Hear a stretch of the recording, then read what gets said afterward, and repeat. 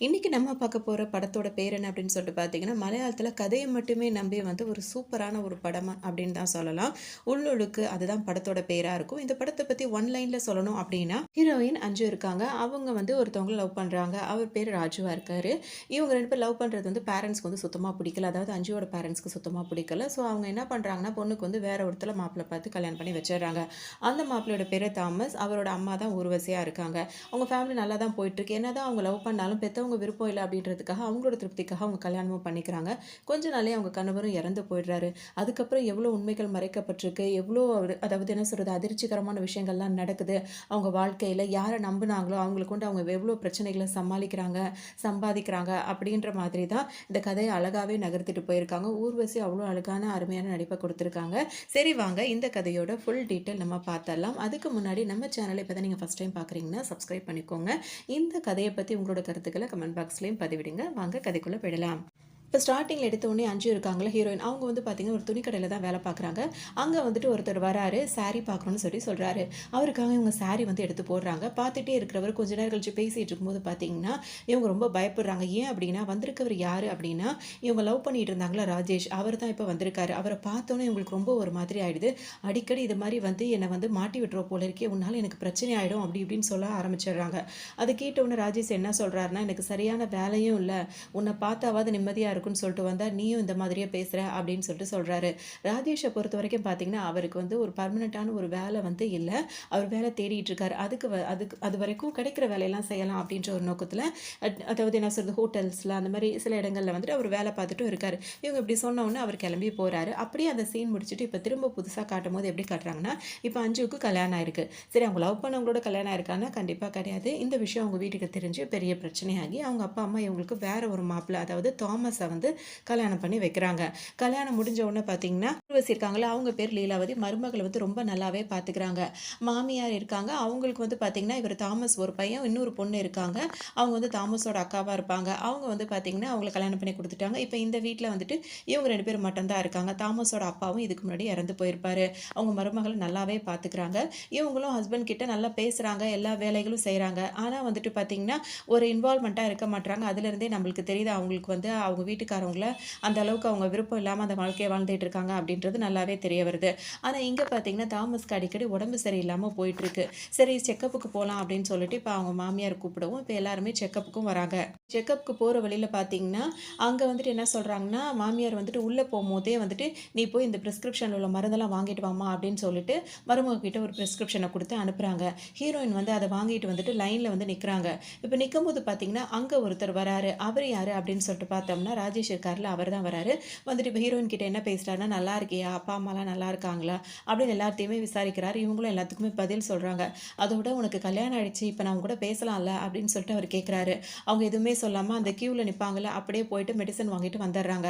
அதோட இவங்க செக்கப்பும் அதோட முடிஞ்சிடுது. எல்லாருமே இப்ப கிளம்பி வந்துடுறாங்க. என்னோட அத்தம்மா இருக்காங்கல்ல, அவங்க வந்துட்டு அந்த பிரிஸ்கிரிப்ஷன குடுக்கும்போது இவங்க என்ன சொல்லுவாங்கன்னா, "செக்கப்லாம் முடிச்சுட்டு போம்போது வாங்கிக்கலாமே" அப்படின்னு சொல்லிட்டு சொல்றாங்க. அதுக்கு அவங்க என்ன சொல்லுவாங்கன்னா, "இல்ல, இல்ல எனக்கு அவசரமா தேவைப்படுது. நீ உடனே வாங்கிட்டு வா" அப்படின்னு சொல்லி தான் அவங்கள அனுப்பியிருப்பாங்க. சரின்னு சொல்லிட்டு இங்க வந்து பார்க்கும்போது இந்த மாரி நடந்திருக்கும். சரின்னு சொல்லிட்டு இப்ப எல்லாருமே வீட்டுக்கு வருவாங்க. வீட்டுக்கு வந்தவுடனே பார்த்தீங்கன்னா, அவங்க வீட்டுக்காரவங்களுக்கு வந்துட்டு ஹீரோயின் இருக்காங்கல்ல, அவங்க வந்து சாப்பாடு ஊட்டி விடுவாங்க. ஏன்னா உடம்பு முடியாம இருக்காருல்ல, சாப்பாடு ஊட்டி அதெல்லாம் பார்த்துட்டு இருப்பாங்க. ஆனா கொஞ்ச நாள்லயே பார்த்தீங்கன்னா, அவர் வந்து படுத்த படுக்கையா போயிடுறாரு. அந்த அளவுக்கு அவருக்கு இந்த மாதிரி ஆகுற மாரி இருக்கு. அதுக்கு முன்னாடி இருக்கிற ஸ்டேஜ்ல கூட அவர் மேல கை போட்டா கூட ஹீரோயினுக்கு வந்து அது சுத்தமா பிடிக்காது. அவங்க கைய எடுத்து விட்டுருவாங்க. ஆனா ஹீரோ அவருக்கு தேவையான பணிவிடை எல்லாம் வந்து பார்த்துட்டு தான் இருப்பாங்க. இப்ப இவருக்கு ரொம்ப உடம்பு முடியாம போயிட்டதுனால, அவருக்கு பாத்ரூம் கூட்டிட்டு போறதுலேருந்து, சாப்பாடு ஊட்டி விடுறதுலேருந்து எல்லா வேலையுமே ஹீரோயின் வந்து பார்த்துக்கிட்டாங்க. அவங்க மாமியார் வந்து ரொம்ப சந்தோஷமா தான் இருக்காங்க. ஆனா வந்து மகனுக்கு இந்த மாரி ஆயிடுச்சு அப்படின்னு சொல்லிட்டு, இவங்க ரொம்பவே வருத்தப்படுறாங்க. ஊர்வசி இருக்காங்களா, ரொம்ப வருத்தப்படுறாங்க. "எதுக்காக நீங்க இப்ப ஃபீல் பண்றீங்க?" அப்படின்னு சொல்லிட்டு இவங்க வந்து போயிட்டு கேட்குறாங்க. அஞ்சு கேட்கும்போது அவங்க என்ன சொல்லுவாங்கன்னா, "எனக்கு 19 வயசுலயே கல்யாணம் ஆயிடுச்சு. கல்யாணம் ஆகி 21 வயசுலயே வந்துட்டு அவங்க அதாவது தாமஸோட அக்கா பொறந்தா. அதுக்கப்புறம் 23 வயசுலயே தாமஸ் பொறந்தான். அப்புறம் அவங்க அப்பாவும் இறந்துட்டாரு. இவ்வளோ வருஷமா தனியா தான் இருக்கோம். இப்ப தாமஸ்க்கும் இந்த மாரி உடம்பு சரியில்லாமல் போயிருக்கே அப்படின்னு சொல்லிட்டு ரொம்பவே அவங்க ஃபீல் பண்ணுறாங்க. அதெல்லாம் சரியாக போயிடுமா அப்படின்னு சொல்லிட்டு அவங்களுக்கும் இவங்க ஆறுதல் சொல்லிக்கிறாங்க. அதோட பார்த்தீங்கன்னா வெளியே போயிட்டு வரேன் அப்படின்னு சொல்லிட்டு இப்போ அஞ்சு கிளம்புறாங்க. அவங்க வந்துட்டு துணிக்கடையில் வேலை பார்க்குறாங்களே, ஸோ அப்பப்போ எங்கேயாவது வெளியே வேலை இருக்குன்னு சொல்லிட்டு யாரும் பெருசாக எதுவும் கேட்க மாட்டேங்கிறாங்க. சரின்னு சொல்லிட்டு இவங்க கிளம்பும்போது ப்ரிஸ்கிரிப்ஷன் எங்கம்மா அப்படின்னு சொல்லிட்டு கேட்கும்போது அங்கே இருக்குது அப்படின்னோடனே அவங்க அதை வந்து அவங்க மாமியார் வந்து எடுத்தும் கொடுக்குறாங்க. கொடுத்து முடிச்சோன்னு பார்த்தீங்கன்னா இவங்க என்ன பண்ணுறாங்க அப்படின்னா சாப்பிட்டியா அப்படின்னு சொல்லிட்டு ஊர்வசி கேட்குறாங்க. அதுக்கு ஹீரோயின் வந்துட்டு இல்லைம்மா அப்படின்னு சொல்லிட்டு சொல்கிறாங்க. சாப்பிடாம போகாத அப்படின்னு சொல்லிட்டு இரு நான் வரேன்னு சொல்லி வந்து அவங்க வந்து 2 தோசை ஊற்றி கொடுக்குறாங்க. அவங்க சாப்பிட்டுட்டு அங்கேருந்து வேக வேகமாக கிளம்பி வராங்க. அவங்க இப்போ வர்றது எங்கேயா இருக்கும் அப்படின்னு சொல்லிட்டு பார்த்தீங்கன்னா ராஜேஷ் இருக்காருல்ல அவரோட வீட்டுக்கு தான் வராங்க. அவர் அங்கே தனியாக தான் தங்கியிருக்காரு. அங்கே வராங்க. அப்போ இதுலேருந்து நம்மளுக்கு தெரியுது அவங்களுக்கு கல்யாணத்துக்கு அப்புறம் அவங்க வந்துட்டு அவங்க கூட ஒரு இதில் இருக்காங்க அப்படின்றது நம்மளுக்கு தெரிய வருது. இப்போ ராஜேஷ் கிட்ட வந்து அவங்க வந்து கில்ட்டியாக ஃபீல் பண்ணுறாங்க. என் மாமியார் வந்து என் மேலே இவ்வளோ பிரியமாக இருக்காங்க. இப்போ அவருக்கு வேறு உடம்பு சரியில்லை. ஒவ்வொரு நிமிஷம் அந்த வீட்டில் இருக்கும் போதெல்லாம் எனக்கு ஒரு மாதிரியாகவே குற்ற உணர்ச்சியாக இருக்குது அப்படி இப்படின்னு சொல்கிறாங்க. அதுக்கு ராஜேஷ் என்ன சொல்கிறாருன்னா கொஞ்ச நாளைக்கு தானே அட்ஜஸ்ட் பண்ணிடு, அப்புறம் நம்ம தனியாக பார்த்துக்கலாம் அப்படி இப்படின்னு அவர் சொல்லிகிட்டே இருக்காரு. இதுக்கிடையில் இவங்க அஞ்சு வந்து என்ன பண்ணுறாங்கன்னா ராஜேஷ்க்கு வந்து ஒரு வேலைக்காக ரெஸ்யூம் இருக்கும்ல அது ரெடி பண்ணிட்டு இருக்காங்க. என்ன அட்ரஸ் கொடுக்கட்டும் அப்படி இப்படின்னு சொல்லிட்டு பேசிகிட்டு இருக்கும்போது இவங்க என்ன சொல்கிறாங்கன்னா நம்மளுக்கு என்ன சொந்த வீடாக இருக்குது, இந்த அட்ரஸே கூட அப்படின்ற மாதிரி அவர் சொல்கிறாரு. முதல் சொந்த வீடு ஒன்று வாங்கணும், அம்மாவை கூட்டிகிட்டு வரணும் அப்படி இப்படின்னு அவர் பேசும்போது அப்போ என்ன கூட்டிகிட்டு போக மாட்டியா, நம்ம இனிமேல் எல்லாம் ஒன்றா தான் இருக்கணும் அப்படி இப்படின்ற மாதிரிலாம் அவங்க 2 பேரும் பேசிக்கிறாங்க. சரின்னு சொல்லிட்டு கொஞ்ச நேரத்துக்கு அப்புறமா இப்போ வீட்டுக்கும் வராங்க. வீட்டுக்கு வந்தவொன்னு பார்த்தீங்கன்னா இப்போ அவங்க வீட்டுக்காரவங்களுக்கு சாப்பாடு அந்த மாதிரி வேலைகள்லாம் அஞ்சு வந்து பார்த்துட்டு இருக்காங்க. கொஞ்ச நேரத்துக்கு அப்புறம் அவங்க அத்தம்மா இருக்காங்களா அவங்க என்ன சொல்கிறாங்கன்னா அடுத்த செக்கப் எப்போ போகணும் அப்படின்னு சொல்லிட்டு பாருமா அப்படின்னு சொல்லிட்டு சொல்கிறாங்க. இவங்க போய் பார்த்துட்டு இன்னும் 2 வாரம் இருக்குது அப்படின்னு சொல்லிட்டு அவங்க அத்தம்மா கிட்ட சொல்கிறாங்க. சொல்லி முடிச்ச உடனே திரும்ப அந்த காலண்டர்லேருந்து வராமல் அங்கேயே நின்று என்னை பற்றி ஊற்று ஊற்று பார்த்துட்டு இருக்காங்க. அவங்களுக்கு ஒரு மாதிரி டவுட்டாகவே ஆகுது. உடனே வந்து இந்த ப்ரெக்னன்சி செக் பண்ணுவாங்கல்ல அந்த இதை வாங்கிட்டு செக் பண்ணும்போது பார்த்தீங்கன்னா அவங்க வந்து ப்ரெக்னெண்ட்டாக இருக்கிறது வந்து கன்ஃபார்ம் ஆகுது. இதை பார்த்தோன்னா அவங்களுக்கு ரொம்ப அதிர்ச்சியாக போயிடுது. உடனே வந்துட்டு என்ன பண்ணுறாங்கன்னா யார்கிட்டையுமே சொல்ல மாட்றாங்க. வந்துட்டு யாருக்கும் தெரியாமல் ராஜேஷ் இருக்காருல்ல அவருக்கு கால் பண்ணுறாங்க. கால் பண்ணிவிட்டு இந்த மாதிரி நான் ப்ரெக்னெண்ட்டாக இருக்கேன் அப்படின்ற மாதிரி சொல்கிறாங்க. உடனே ராஜேஷ் வந்துட்டு எதுவுமே பேசாமல் அமைதியாக இருப்பார். என்ன அமைதியாக இருக்க, ஏதாச்சும் பேசி எனக்கு ரொம்ப பயமாக இருக்குது அப்படின்னு சொல்லிட்டு இவங்க சொல்லுவாங்க. அதனால ஒன்றும் பிரச்சனை இல்லை நம்ம பார்த்துக்கலாம் அப்படி இப்படின்னு சொல்லிட்டு அவர் திரும்பவும் அதே தான் சொல்கிறாரு. நீ என்ன இப்படியே சொல்லிட்டு இருக்க, இதுக்கு மேலே இந்த வீட்டில் இருக்க எனக்கு ஒரு மாதிரி இருக்குது, அவங்கள எல்லாருக்கும் அப்படி இப்படின்னு சொல்லிட்டு இவங்க பாட்டுக்கு புலம்பிகிட்டே இருக்காங்க. திடீர்னு வந்து பார்த்தீங்கன்னா அவங்க அத்தம்மா வந்து கூப்பிடவும் இவங்க உள்ளே வந்துடுறாங்க. அதோட இப்படியே கொஞ்ச நாளாக போயிட்டே இருக்குது. அப்புறமா பேசிட்டே இருக்கும்போது திடீர்னு ஒரு சத்தம் கேட்குது. என்ன அப்படின்னு சொல்லிட்டு பார்த்தோம்னா தாமஸ் இருக்காருல்ல அவர் வந்துட்டு ஏதோ ஒரு பொருளை எடுக்க போகிறேன் அப்படின்றதுக்காக எடுக்க போயிட்டு அவர் அங்கே தவறி கீழே விழுந்திருப்பாரு. பார்த்தா அவருக்கு ஏன்னா அவருக்கு அந்த டைமில் அவங்க போய் எல்லாரும் பார்க்கும்போது பார்த்தீங்கன்னா பயங்கரமாக தலையில் ஒரு மாதிரி வலிக்குது அப்படின்னு சொல்லிட்டு வலிப்பும் அவருக்கு சேர்ந்தாப்புலேயே வந்திருக்கும். இதை பார்த்தோன்னே எல்லாருக்கும் ரொம்ப அதிர்ச்சி ஆகிடும். அவரை கூட்டிகிட்டு இப்போ ஹாஸ்பிட்டல் போகணும் அப்படின்னு சொல்ல நினைப்பாங்க. ஆனால் பார்த்தீங்கன்னா செம்மையாக மழை பெஞ்சிட்டு இருக்கும். மழை அதிகமாக இருக்கிறதுனால ரோட் சைடில் வந்து போக முடியாது. ஏன்னா முட்டி அளவுக்கு தண்ணி ரொம்ப அதிகமாகிடுச்சு.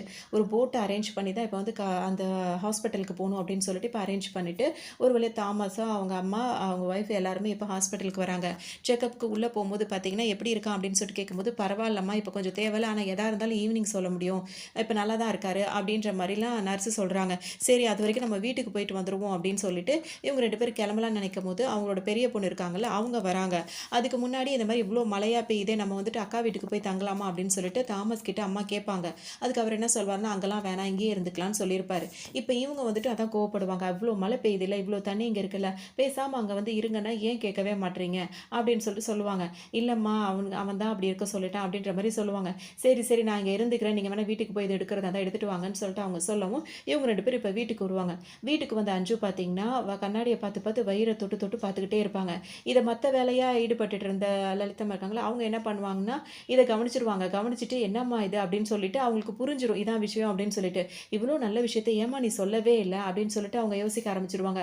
இவங்க அதெல்லாம் ஒன்றும் இல்லைன்னா உடனே நீ அவங்களுக்கு ரொம்ப சந்தோஷம் தாங்க முடியாது, இந்த விஷயத்தை உடனே தாமஸுக்கு சொல்லணும் அப்படின்னு சொல்லிட்டு அவங்க சொல்லுவாங்க. இல்லை அத்தம்மா அதெல்லாம் சொல்ல வேணாம் அப்படின்னு சொல்லும்போது அப்படி கிடையாது, அவனுக்கு இப்போ ரொம்ப உடம்பு முடியாமல் இருக்குல்ல, இதை சொன்னாவாது அந்த சந்தோஷத்துலேயே அவன் தேறி வந்துடுவான் அப்படின்னு சொல்லிட்டு அவங்க அந்த மாதிரி கனவு கண்டுட்டு இருப்பாங்க. சரின்னு சொல்லிட்டு இவங்களுக்கு விஷயம் பிரச்சனையாக போகுது அப்படின்னு சொல்லிட்டு இவங்க யோசிச்சுட்டே இருக்கும்போது இப்போ நாளைக்கு நம்ம காலையில் ஹாஸ்பிட்டல் போகும்போது நீ உடனே தாமஸ் கிட்ட அந்த விஷயத்தை நீ சொல்லிடணும் அப்படின்னு சொல்லிட்டு சொல்லவும் இவங்களும் அமைதியாக இருப்பாங்க. இங்கே பார்த்தீங்கன்னா அவங்க வேறு வேலையாக இருக்கும் போதே இவங்க வந்துட்டு என்ன பண்ணுவாங்க அஞ்சு திரும்ப ஃபோன் எடுத்துகிட்டு வெளியே தனியாக வருவாங்க. தனியாக வந்து திரும்ப ராஜேஷ்க்கு கால் பண்ணுவாங்க. இந்த மாதிரி நான் ப்ரெக்னெண்ட்டாக இருக்கேன்னு சொன்னேன் பார்த்தியா, இப்போ பாரு எங்கள் அத்தம்மா வந்துட்டு நாளைக்கு அவர்கிட்ட சொல்கிறாங்க, அவர்கிட்ட சொல்கிறதுக்கு எனக்கு எப்படி நான் சொல்லுவேன் என்ன ஏது அப்படின்னு சொல்லிட்டு அவங்க பயங்கரமாக புலம்புறாங்க. நான் உடனே அங்கே வந்துடுறேன் அப்படின்னு சொல்லிட்டு இப்போவே அவங்க சொல்ல ஆரம்பிச்சிடுறாங்க. அதுக்கு ஒன்று ராஜேஷ் என்ன சொல்கிறாருன்னா கொஞ்சம் புரிஞ்சுக்கோ, இப்போ நான் வாங்குகிற சம்பளம் எனக்கே சுத்தமாக பத்த மாட்டேங்குது, இப்போ நீயும் வந்துட்டு பாப்பா அது மாதிரிலாம் எல்லாம் இருக்கும்போது எப்படி பார்த்தோம், கொஞ்ச நாளைக்கு மட்டும் அங்கே அட்ஜஸ்ட் பண்ணு அப்படி இப்படின்னு அவர் சொல்லிகிட்டே இருக்கும்போதே கதவு வந்து தட்டுற சத்தம் கேட்டு இப்போ அஞ்சு வந்து யாராக இருக்கும் அப்படின்னு சொல்லிட்டு ஓப்பன் பண்ணி பார்த்தா அத்தம்மா இருக்காங்களா, அவங்க என்ன பண்ணியிருக்காங்க, இந்த சந்தோஷமான விஷயத்த அஞ்சுவோட அப்பா அம்மா கிட்ட இன்ஃபார்ம் பண்ணிட்டாங்க. அவங்க உடனே டக்குன்னு கிளம்பி வந்துட்டாங்க. வந்துட்டு 2 பேருக்கும் அவ்வளோ சந்தோஷமாக இருக்குது. மகக்கிட்ட நல்லாவே பேசிக்கிறாங்க. ஸ்டார்டிங் ஸ்டேஜில் ரொம்ப கவனமாக இருக்கணும் அப்படி இப்படின்னு எல்லாரும் பேசிகிட்டே இருக்காங்க. இந்த டைமில் பார்த்தீங்கன்னா இப்போ அவரை பார்க்குறதுக்கு டாக்டர்லாம் வர சொல்கிறாங்க அப்படின்னு சொல்லிட்டு இப்போ எல்லாரும் கிளம்பி போகிறாங்க. ஹாஸ்பிட்டல் வந்தவொடனே பார்த்தீங்கன்னா இப்போ அத்தம்மா என்ன சொல்கிறாங்கன்னா, நீ போயிட்டு ஃபஸ்ட்டு உள்ளே போ, தாமஸ் கிட்ட போயிட்டு உனக்கு வந்து நீ ப்ரெக்னெண்ட்டாக இருக்கின்றத ஃபஸ்ட்டு சொல்லு அப்படின்னு சொல்லிட்டு மருமகளை ஃபஸ்ட்டு உள்ளே அனுப்புகிறாங்க. அவங்க வந்து தயங்கி தயங்கி நிற்கும் போது போ உள்ள அப்படின்னு சொல்லிட்டு அவங்கள ஃபஸ்ட்டு அனுப்பிட்டு இவங்க பின்னாடியே வராங்க. வரும்போதே பார்த்தீங்கன்னா அங்கே ஒரு மாதிரி அவர் கத்திக்கிட்டு அவருக்கு ஒரு மாதிரி ஆகுது. அவங்க கையை பிடிச்சிட்டு அவங்க சொல்லலான்னு சொல்லிட்டு நினைக்கும் போது பார்த்தீங்கன்னா அவருக்கு ரொம்ப மூச்சு வாங்கி அங்கேயே தாமஸ் வந்து இறந்து போயிடுறாரு. இதை யாருமே எதிர்பார்க்கவே இல்லை. எல்லாருக்கும் ஒரு மாதிரி பெரிய இடியா விழுந்த மாதிரி ஆயிடுது. இப்போ என்ன பண்ணுறதுன்னு தெரியல. சரி, இப்போ அடுத்த கட்ட வேலைகள் பார்க்கணும் அப்படின்றதுக்காக இவங்க எல்லாருமே இப்போ வீட்டுக்கு கிளம்பி வராங்க. இப்போ அப்படி இவங்க எல்லாருமே வீட்டுக்கு கிளம்பி வந்தவொன்னு பார்த்தீங்கன்னா எல்லா வேலையும் அந்த இறுதி சடங்குலாம் நடக்கும்ல, அந்த வேலைக்கான ஏற்பாடுகள்லாம் பார்த்துக்கிட்டே இருக்காங்க. அப்போ அத்தம்மா என்ன பண்ணுறாங்கன்னா ஒரு ஆளை கூப்பிட்டுட்டு மேலேருந்து ஒரு அந்த பரணையிலேருந்து ஒரு தொட்டில் இருக்கும்ல அதை வந்து எடுக்க சொல்கிறாங்க. அதை எடுத்து தூசி தட்டுறாங்க. இதுக்கு எதுக்கு அத்தம்மா அப்படின்னு சொல்லி கேட்கும்போது இதில் தாம்மா தாமஸ் வந்து வளர்ந்தா இப்போ அவன் பிள்ளைக்கும் இதில் தான் இருக்கணும் அப்படின்ற மாதிரி அவங்க சொல்கிறாங்க. உடனே உங்களுக்கு ரொம்ப கஷ்டமாக போகுது, இப்போவே எதுக்கு இதெல்லாம் அப்படின்னு சொல்லி கேட்கவும் அதெல்லாம் ஒன்றும் இல்லைம்மா, இப்போவே எடுத்து வச்சா தானே சரி வரும், நாள்லாம் வேகமாக ஓடிடும் அப்படின்னு சொல்லிட்டு அவங்க ரொம்ப சந்தோஷமாக இருக்காங்க. இருந்தாலும் இப்படி ஒரு துக்கம் நடந்தாலும் குழந்தைய நினச்சி அவங்க சந்தோஷப்பட்டுட்டு இருக்காங்க. இப்படியே கொஞ்சம் வேலைகள் இதுவும் அதுவுமா பார்த்துட்டே இருக்காங்க. இப்போ இவங்களுக்கு ரொம்ப மனசு உறுத்திக்கிட்டே இருக்குது. அது கூடவே அத்தம்மா இன்னொரு விஷயத்தையும் சொல்லிடுறாங்க. இன்னும் கொஞ்ச நாளில் இதெல்லாம் அதாவது இந்த சடங்கெல்லாம் முடிஞ்ச உடனே என் பேரில் சொத்தெல்லாம் வந்துட்டு உன் பேரில் நான் எழுதி வச்சிட்றேம்மா அப்படின்னு சொல்லும் போது அவங்க என்ன சொல்கிறாங்கன்னா அதெல்லாம் வேண்டாம் அப்படின்றாங்க. ஏம்மா, எல்லாமே நீ எனக்கு பொண்ணு மாதிரி தானே அப்படி இப்படின்னு அவங்க சொல்கிறாங்க. அதோடு இப்போ அவங்க அஞ்சு வந்து என்ன சொல்கிறாங்கன்னா, நான் இந்த சடங்கு முடிஞ்ச உடனே நான் இங்கே இருக்க மாட்டேன், நான் கிளம்பிடுவேன் அப்படின்னு சொல்லிட்டு சொல்கிறாங்க. ஏம்மா என்னாச்சு, இது உன் வீடு இல்லையா அப்படின்னு சொல்லிட்டு அத்தம்மா கேட்குறாங்க. அப்படி இல்லை அப்படின்னு சொல்லிட்டு சொல்லவும் நீ என் கூடவே இருப்பேன்னு நான் நினச்சேன், பரவாயில்லம்மா நீ எங்கே இருந்தாலும் சந்தோஷம் தான் அப்படின்ற மாதிரி அவங்க அப்படியே அவங்க பாட்டுக்கு அவங்க பேசுகிறாங்க. இவங்களுக்கு ஒரு மாதிரி ரொம்ப கஷ்டமாக போகுது. திரும்பவும் இந்த விஷயம்லாம் நடந்துகிட்டு இருக்கு. இவங்க ராஜேஷ்க்கு திரும்ப கால் பண்ணி பேசுகிறாங்க. இந்த மாதிரி அவங்க வந்து அவங்க குழந்தை அப்படின்னு சொல்லிட்டு நினைக்கிறாங்க, அதனால் சொத்து கூட என் பேரில் எழுதி வைக்கிறேன்லாம் சொல்கிறாங்க, எனக்கு ஒரு மாதிரி குற்ற உணர்ச்சியாக இருக்குது அப்படி இப்படின்னு சொல்லிட்டு இவங்க ராஜேஷ் கிட்ட சொல்கிறாங்க. இவரும் எப்பவும் சொல்கிற மாதிரி ஒரே விஷயத்தை திரும்ப திரும்ப சொல்கிறாரு. கவலைப்படாத, எவ்வளோ சீக்கிரம் முடியுமோ அவ்வளோ சீக்கிரம் நான் ஒரு வேலையை மட்டும் பார்த்துட்டுனா நான் உன்னை கூப்பிட்டுப்பேன் அப்படி இப்படின்னு இவர் சொல்கிறாரு. இவங்களுக்கு மனசு ஒரு மாதிரியாகவே இருந்துட்டு இருக்கு. அப்படியே வீட்டில் அவங்க பாட்டுக்கு அந்த சடங்கெல்லாம் இருக்கும்ல அதுக்கான வேலைகளில் ஈடுபட்டு இருக்காங்க. இன்னும் வந்துட்டு ராஜேஷை வந்து அவர் அதாவது தாமஸ் இருக்கார் அவரை கூட்டிகிட்டு வரல இங்கே, ஏன்னா அவர் வந்து ஹாஸ்பிட்டல் தான் இருக்கார். இவங்க மேற்கொண்டு வேலைகள்லாம் பார்ப்பாங்கல்ல, அந்த வேலைகள் எல்லாத்தையுமே பார்த்துட்டு இருக்காங்க. இப்போ பார்த்தீங்கன்னா இவங்க வந்துட்டு இந்த மாதிரி ராஜேஷ்கிட்ட பேசிட்டு இப்படி திரும்பும்போது பார்த்தீங்கன்னா அத்தம்மா வந்துட்டு இதை கவனிச்சிடுறாங்க. இவங்க யார்கிட்டயோ போய் அடிக்கடி தனியாக பேசுகிறாள், என்ன ஆச்சு இவளுக்கு, ஆயிரம் தான் வருத்தமாக இருந்தாலும் ஃபோனில் தான் பேசிகிட்டு இருக்கா, ஒரு சந்தோஷமே இருக்க மாதிரி தெரில, ஏதோ ஒரு மாதிரி ஏதோ டவுட் அவங்களுக்கு வருது. அதோட அமைதியாக அவங்க பாட்டுக்கும் இருந்துக்கிறாங்க. அது கூடவே பார்த்தீங்கன்னா அன்றைக்கி நைட்டே பார்த்தீங்கன்னா ராஜேஷ் இவங்களுக்கு வந்து திரும்ப கால் பண்ணுறாரு. இவங்க வந்து அந்த காலை எடுக்காமல் அப்படியே இருக்காங்க. அவங்க அதாவது அவங்க வேலையாக இருந்துடுறாங்க, அந்த இடத்துல அவங்க இல்லை. உடனே அத்தம்மாக்கு அந்த பக்கம் வரும்போது ஃபோன் அடிச்சுட்டே இருக்கும். அதை எடுத்து ஆன் பண்ணி ஹலோ அப்படின்னு சொல்லிட்டு கேட்கும்போது பார்த்தீங்கன்னா ஒரு ஜென்ஸோட வாய்ஸ் கேட்குது. கேட்ட உடனே அவர் வந்து என்ன சொல்கிறாருன்னா, எத்தனை தடவை உனக்கு கால் பண்ணுறது, அட்டன் பண்ணவே மாட்டியா, என்ன பண்ணிகிட்டு இருக்க அப்படி இப்படின்ற மாதிரி சத்தம் போட்டு பேசிகிட்டு இருக்காரு. ஆனால் இவங்க எப்படி சேவ் பண்ணி வச்சுருப்பாங்கன்னா மரியா அப்படின்னு சொல்லிட்டு சேவ் பண்ணி வச்சுருக்காங்க. இதை பார்த்தோன்னு அத்தம்மாக்கு ரொம்ப ஒரு மாதிரி ஆகிட்டு அங்கேயே காலை கட் பண்ணிவிட்டு வந்துடுறாங்க. இந்த விஷயம் அஞ்சுக்கு எதுவுமே தெரியாது. கொஞ்ச நேரத்துக்கு அப்புறம் பார்த்தீங்கன்னா அஞ்சுவோட அப்பா இருக்காருல்ல, அவர் அங்கே வராரு. வந்துட்டு என்ன சொல்கிறாருன்னா, இந்த மாதிரி தாமஸ்க்கு வந்து இந்த போஸ்டர்லாம் ஒட்டுவாங்கல்ல, கண்ணீர் அஞ்சலி போஸ்டர், அதெல்லாம் ஒட்ட வேண்டியிருக்கு, அதுக்காக ஃபோட்டோ வேணும்னு கேட்கவும் இப்போ அஞ்சு போய் ஒரு ஃபோட்டோ எடுத்துகிட்டு வந்து கொடுக்குறாங்க. உடனே இப்போ அத்தம்மா என்ன சொல்கிறாங்கன்னா, இந்த ஃபோட்டோ வேண்டாம், அவன் வந்து இதில் சிரிக்கவே இல்லை, சிரித்த மாதிரி ஃபோட்டோ தான் கொடுக்கணும் அப்படின்னு சொல்லிட்டு என்ன பண்ணுறாங்கன்னா ஒரு சிரித்த மாதிரி ஃபோட்டோ அவங்க வந்துட்டு தேடி எடுத்துகிட்டு வந்து கொடுக்குறாங்க.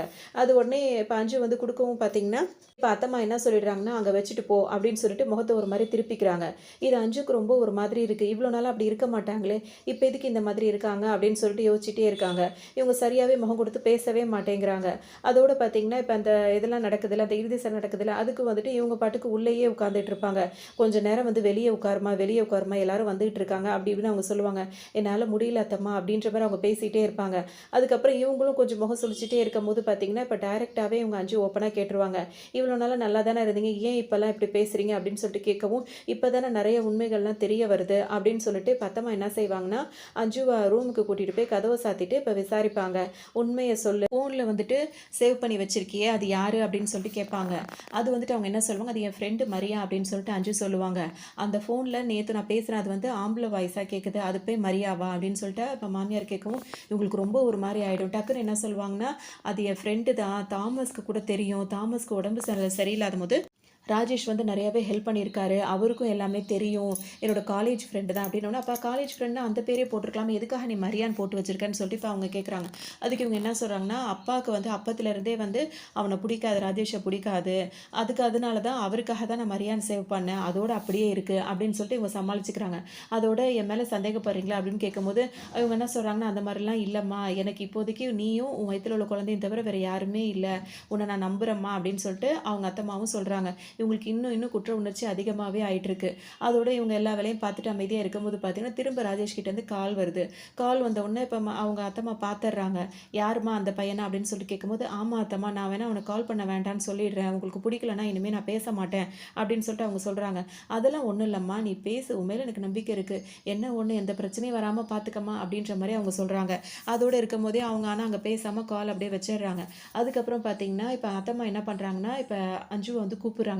கொஞ்சம் இங்கே வாயேன் அப்படின்னு சொல்லி கூப்பிடவும் அவங்களும் போகிறாங்க. அவங்க என்ன பண்ணுறாங்கன்னா, அவங்க இடுப்பில் வந்து பிடிச்சிக்கிறாங்க. பிடிச்சிக்கிட்டு அவங்க வயிற்றில் வந்துட்டு குழந்தை இருக்குல்ல, அதுக்கிட்ட வந்து பேசுகிறாங்க. அவங்க ஒரு மாதிரி அழுதுகிட்டே ஒரு மாதிரி பேசவும் பார்த்தீங்கன்னா, இவங்களுக்கு ரொம்ப குற்ற உணர்ச்சி ஆகிடுது. உடனே டக்குன்னு வந்து அப்படியே விலக்கி விட்டுட்டு வந்து திரும்பி நின்று அழுன்னு அழ ஆரம்பிச்சிடறாங்க. என்னம்மா ஆச்சு அப்படின்னு சொல்லி கேட்கும்போது, ஒன்றும் இல்லைம்மா அப்படின்னு சொல்கிறாங்க. எதாக இருந்தாலும் சொல்லுமா, எதுவும் உடம்பு எதுவும் சரியில்லையா அப்படின்னு சொல்லிட்டு கேட்குறாங்க. இல்லைம்மா அதெல்லாம் ஒன்றும் இல்லை அப்படின்னு சொல்லிட்டு சொல்லவும், எதுக்கு தான் பலர என்னதான் ஆச்சுன்னு கேட்கும், அதெல்லாம் என்னால் சொல்ல முடியாது அப்படின்னு சொல்லி அவங்க சொல்கிற விஷயத்திலேயே விதத்திலேயே பார்த்தீங்கன்னா, இப்போ அத்தம்மாவுக்கு ஏதோ ஒரு டவுட் வந்துடுது. உடனே ஓப்பனாகவே கேட்டுடுறாங்க. என்ன பிரச்சனைன்னு சொல்ல மாட்டேங்கிற அப்படி இப்படின்னு சொல்லவும், நான் இதெல்லாம் முடிஞ்சதுக்கப்புறம் நான் இங்கே இருக்க மாட்டேன், நான் கிளம்பிடுவேன் அப்படின்னு சொல்லவும், இப்போ அத்தம்மா என்ன சொல்கிறாங்கன்னா, சரிம்மா நீ என் கூட இருப்பேன்னு நினச்சேன், நீ இப்போ அப்படி சொல்கிற, நீ எங்கேனாலும் போமா, ஒன்றும் பிரச்சனை இல்லை, ஆனால் குழந்தைய என்கிட்ட கொடுத்துட்டு போ, அது எங்கள் வீட்டு குழந்தை அப்படின்னு சொல்லிட்டு சொல்கிறாங்க. டக்குன்னு இவங்க என்ன சொல்கிறாங்கன்னா, அது ஏன் குழந்தை, அதை நான் எங்கேயும் கொடுக்க மாட்டேன் அப்படின்ற மாதிரி பேசுகிறாங்க. அப்போ அத்தம்மாவுக்கு ஒரு மாதிரி அதிர்ச்சி ஆகிடுது.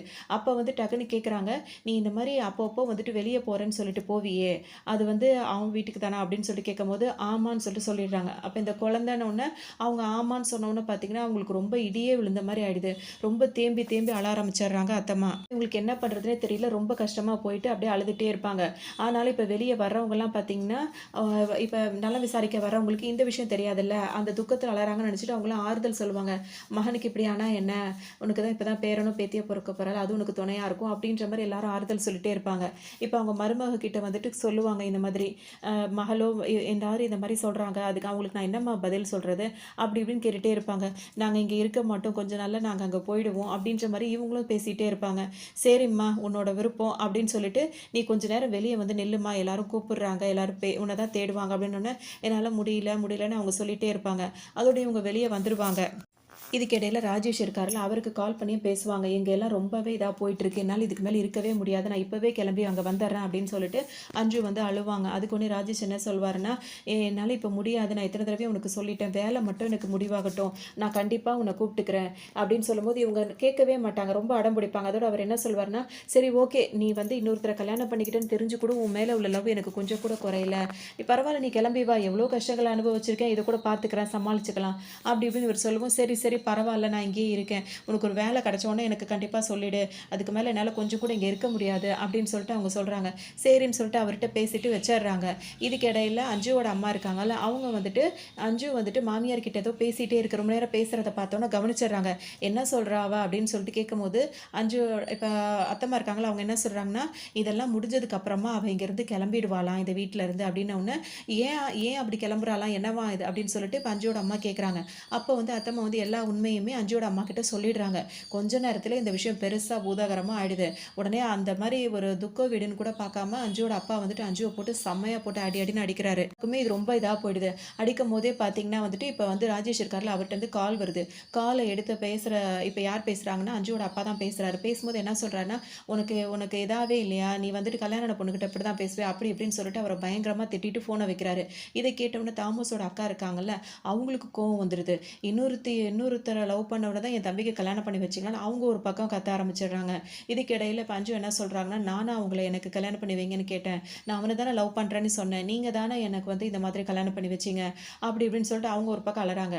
"நீ என்ன நினைச்சாலும் சரி, நீ அவன் கூட வாழவே முடியாது. நீ எப்படி நீங்கலாம் நான் இருக்கிற வரைக்கும் அது நடக்காது." அப்படி இப்படின்னு சொல்லிட்டு அவங்க பாட்டுக்கு கத்திட்டு அவர் பாட்டுக்கு இருக்காரு.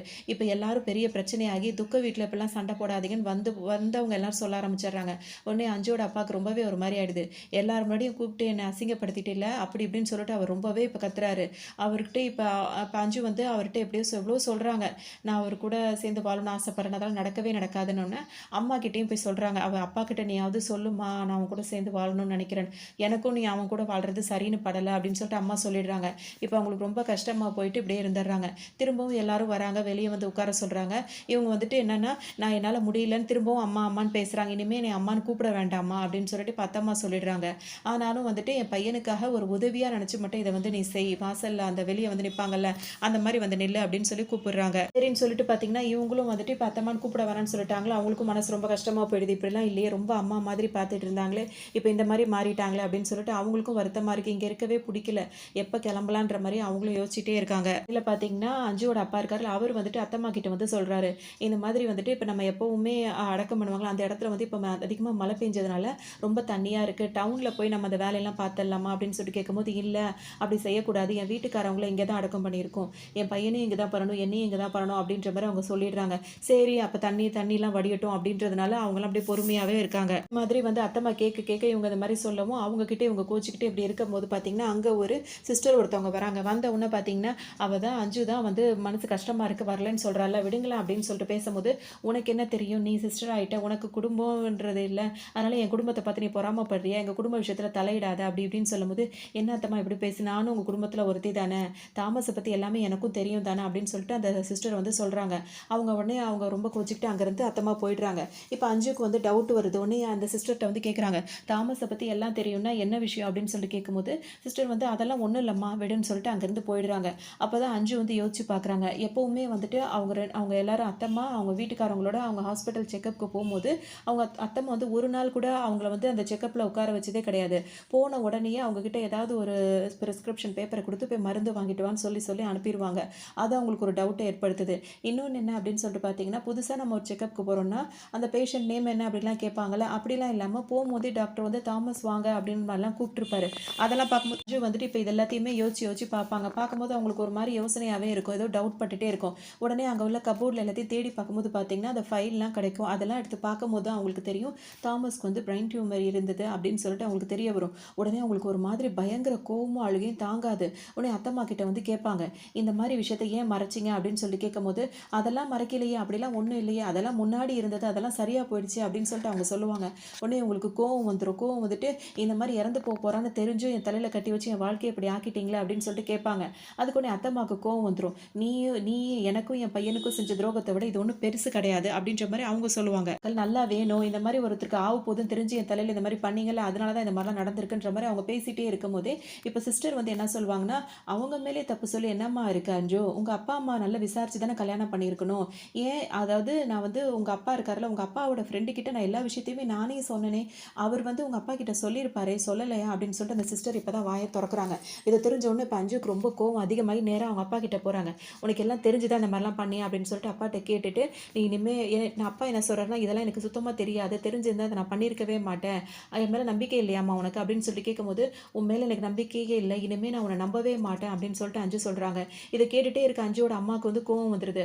அப்பாவை அந்த மாதிரி பேசுகிறத நிறுத்து, அப்பாவுக்கு இந்த விஷயம் பற்றி எதுவுமே தெரியாது, அப்பா கிட்ட சொல்லாமல் மறைச்சது நான் தான், அன்னைக்கு ஒரு தடவை வந்து சிஸ்டர் அனுப்புனதா அப்பாவோட ஃப்ரெண்டு வீட்டுக்கு வந்து எல்லாத்தையுமே சொன்னார், சொல்லும் போது அப்பா வீட்டில் இல்லை, இது எல்லாத்தையுமே நான் தான் கேட்டேன், ஆனால் இவ்வளோ பெரிய விவகாரமாக இது போகும் ஆகும்னு எனக்கு தெரியாது, அதனால தான் வந்துட்டு நான் இந்த கல்யாணத்துக்குலாம் சம்மதிக்க வச்சுட்டேன், அப்பாவுக்கு இந்த விஷயத்தை நான் சொல்லாமல் மறைச்சிட்டேன், இவ்வளோ பெரிய விபரீதமாக ஆயிடுச்சு, யாருமே வேணும்னே பொண்ணோட வாழ்க்கையில் இப்படிலாம் பண்ணுவாங்களா அப்படின்னு சொல்லிட்டு கேட்டுட்டு அவங்க ஒரு பக்கம் இது புலம்பிட்டு இருக்காங்க. இதெல்லாம் கேட்கும்போது அஞ்சு போய் ஒரு பக்கத்தில் உட்காந்து அழ ஆரம்பிச்சிடுறாங்க. திரும்ப வந்துட்டு பார்த்தீங்கன்னா இப்போ அவங்களோட அம்மா இருக்காங்கல்ல, அதை தாமஸோட அம்மா வந்துட்டு என்ன சொல்கிறாங்கன்னா, அஞ்சு வந்துட்டு விருப்பம் இல்லாமல் தான் தாமஸ் கூட வாழ்ந்தான்னு எனக்கு இவ்வளோ நல்லா தெரியாது அப்படின்னு சொல்லிட்டு சொல்கிறாங்க. உடனே வந்துட்டு அஞ்சுவோட அப்பா என்ன சொல்கிறாருன்னா, சொன்ன உடனே இப்போ அஞ்சுவோட அப்பா வந்துட்டு கோவப்படுவார். உங்கள் பையனுக்கு இப்படி ஒரு விஷயம் நடந்தபோது அதை நீங்கள் என்கிட்ட மறைச்சிருக்கவே கூடாது, சொல்லியிருக்கணும், மறைச்சு கல்யாணம் பண்ணிட்டீங்க அப்படின்னு அவர் கோவப்படுவார். நாங்கள் எங்கெங்க மறைச்சோம், சந்தோஷம். அதான் எல்லார் விஷயமும் தெரிஞ்சிருக்கு. உங்க ஒய்ஃப்‌க்கு தெரிஞ்சு தானே கல்யாணத்துக்குலாம் சம்மதிச்சிருக்காங்க. எங்க மேல மட்டும் பழி போடுறீங்களேன்னு சொல்லிட்டு இப்ப 2 பேருமே மாறி மாறி சண்டை போட்டுப்பாங்க. அதோட அத்தம்மா வந்து இப்போ ஒரு முடிவு எடுத்துருவாங்க. நம்ம 2 பேரும் ஒருத்தர் மேல பழி போட்டுக்கிட்டு இப்ப கோவப்படுறதுல அர்த்தம் இல்ல. நடந்தது நடந்து முடிஞ்சிருச்சு. இப்ப பேசாம அவ ஆசைப்படுற வாழ்க்கையவாது அவளுக்கு அமைச்சு குடுத்துருங்க அப்படின்னு சொல்லவும், அதுக்கு உடனே அஞ்சுவோட அப்பா வந்து அது நான் இருக்கிற வரைக்கும் நடக்காது அப்படின்னு சொல்லிட்டு சொல்லுவாரு. இந்த மாதிரி பிடிவாதம் பிடிக்காதீங்க. புள்ளைங்களோட சந்தோஷம் தான் நம்ம சந்தோஷம். இப்ப பாருங்க என் பையன் வந்து என் கூட இல்ல. உங்க பொண்ணு வாழ்க்கையாவது சந்தோஷமா இருக்கட்டுமே அப்படின்னு சொன்ன உடனே, இப்ப அஞ்சுவோட அப்பாவுக்கும் மனசு ஒரு மாதிரியா உறுத்திட்டே இருக்கும். டக்குன்னு இப்ப அவர் என்ன பண்ணுவாருன்னா, ஃபோன கொண்டு போய் அஞ்சு கிட்ட குடுத்துருவாரு. இந்தாம்மா நீ விருப்பப்படுற வாழ்க்கைய அமைச்சுக்கோ. உனக்கு யார் கூட வாழணும்னு விருப்பமா இருக்கோ அவங்க கூட நீ வாழ்ந்துக்க. அப்படின்ற மாரி அந்த அந்த ஃப்ரீடம் அங்க குடுத்துட்டு அவர் பாட்டுக்கு ஒரு மாரி வருத்தத்துல அவர் அங்கருந்து போயிடுவாரு.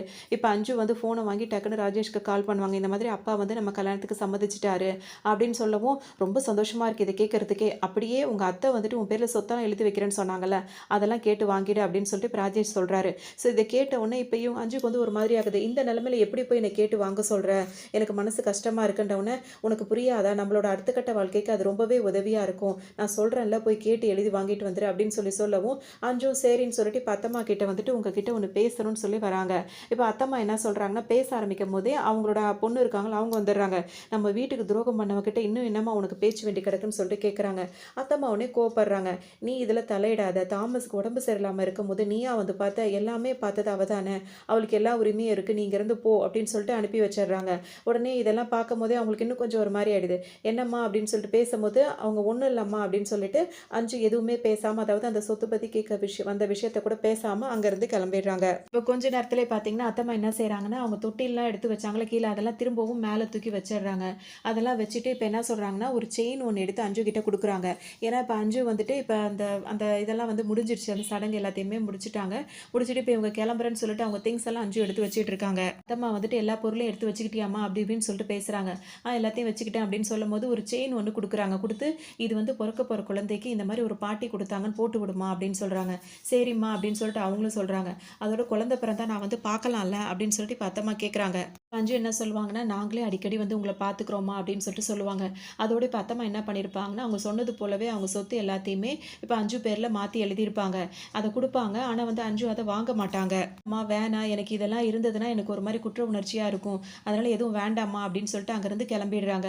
கிளம்பும்போது கரெக்ட்டா இப்ப ராஜேஷ் வராரு. வந்துட்டு என்ன பண்றாருன்னா, இப்ப அவருக்கு ரொம்பவே தைரியம் வந்துருது. இதுக்கு முன்னாடி அப்பா ஒரு தடவ அஞ்சுவ அடிச்சு ஃபோன்லாம் வாங்கிட்டு இருப்பார்ல, அந்த டைம்ல யாருக்கும் தெரியாம அவர் வந்திருப்பாரு. அப்ப அஞ்சு வந்து அவர வந்துட்டு அப்பா கண்ல பட்டீன்னா அவ்வளோதான் இங்கேருந்து போயிருன்னு சொல்லவும், அவர் அங்க வந்து பயந்து போயிருப்பாரு. இப்ப பார்த்தீங்கன்னா, இப்ப அப்பா ஒத்துக்கிட்டாருன்ற உடனே எல்லாருமே ரொம்ப தைரியமா வருவாரு. வந்தவர் என்ன செய்வாருன்னா, அதான் எல்லா வேலையும் முடிஞ்சிருச்சுல்ல அந்த சடங்கு அதெல்லாம். இனிமே இங்க என்ன உனக்கு வேலை? கிளம்பு போய் பேக்லாம் எடுத்துட்டு வா அப்படின்ற மாரி சொல்லுவாரு. அஞ்சு இப்ப எல்லாத்தையும் பேக்கெல்லாம் எடுத்துக்கிட்டு எல்லார்கிட்டயும் சொல்லிட்டு அங்கேருந்து கிளம்பலாம் அப்படின்னு சொல்லிட்டு கிளம்பும்போது, அந்த சொத்து பத்திரத்த எழுதி வாங்கிட்டியா? அப்படின்னு சொல்லிட்டு இப்ப வந்து ராஜேஷ் வந்து கேட்பாரு. உடனே இவங்க வந்துட்டு இல்ல அப்படின்னு சொல்லுவாங்க. ஏன்னு சொல்லி அவர் கேட்பாரு. அவங்க அத எழுதி என்கிட்ட குடுத்தாங்க. ஆனா எனக்கு அத வாங்க விருப்பம் இல்ல அப்படின்னு சொல்லுவாங்க.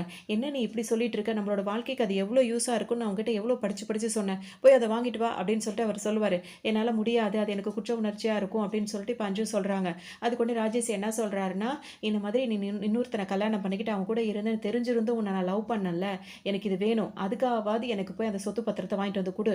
அப்படின்னு சொல்லிட்டு இப்ப வம்படியா அப்படியே அது ஒரு மாதிரியா பேசுறாரு. பேசவும் இவங்களுக்கு ஒரு மாரி ரொம்ப சங்கடமா போயிடுது. டக்குன்னு இப்ப போறாங்க. நேரா இவரு என்ன நினைச்சிட்டு இருக்காருன்னா, போயிட்டு அத வாங்கிட்டு வர போறாங்கன்னு நினைச்சிட்டு இருப்பாரு. ஆனா அவங்க நேரா இப்ப எங்க போறாங்கன்னா, இப்ப அத்தம்மா வந்துட்டு இப்ப போட்ல தானே எல்லாம் அந்த வேலைய முடிச்சு திரும்ப அவங்க கிளம்பணும், வீட்டுக்கு கிளம்பணும் போட்ல தான் போறாங்க. தண்ணி இருக்கு அப்படின்றதுக்காக. அந்த போட்ல வந்து உட்கார்ந்திருப்பாங்க கிளம்புறதுக்காக. இவங்களும் அஞ்சுவும் போயிட்டு நேரா போய் அந்த போட்ல உட்கார்ந்திருப்பாங்க. இவர் போயிட்டு வரலையா அப்படின்னு சொல்லிட்டு ஒரு பாட்டு கேட்டுட்டே இருப்பாரு. அவங்க எதுவுமே பதில் சொல்லாம அத்தம்மா கூடயே கிளம்பி போறதா முடிவு பண்ணியிருப்பாங்க. ஏன்னா அவங்களோட யோசனை என்னன்னா, நம்ம நினைச்ச மாரி இல்ல. இவனோட பேச்சே வேற மாரி இருக்கு. இப்படிப்பட்டவங்க கூட நம்ம வாழ்ந்து தான் ஆகணுமா? இந்த வாழ்க்கை வேண்டாம் அப்படின்னு சொல்லிட்டு அவங்க முடிவு எடுத்துடுறாங்க. அதோட அத்தம்மா பக்கத்துல போய் உட்கார்ந்துக்கிறாங்க. அத்தம்மாக்கும் நடக்கிறது எல்லாமே புரியுது. ஆனாலும் அவங்க எதுவுமே சொல்லல. அவங்களோட ரொம்ப இதாவே ஒரு மாதிரியா இருக்காங்க. அவங்க ரொம்ப என்ன சொல்றது? ரொம்ப இளகுன மனசா அந்த மாதிரி இருக்காங்க. அதோட அவங்க பக்கத்துல போய் இவங்க போய் உட்காரவும், அவங்க கைய புடிச்சுக்கிட்டு 2 பேரும் அப்படியே ஒருத்தருக்கு ஒருத்தர் ஆறுதலா அனுசரிச்சு, அப்படியே அழுதுகிட்டும் அப்படியே அவங்க 2 பேரும் தரலாம் அப்படின்ற மாரி முடிவு பண்ணிக்கிறாங்க. இப்ப ராஜேஷோட அவங்க போகலன்றது முடிவு தெரிஞ்சது. இவரோட சுயரூபமும் இங்க வெளிய வந்துருது.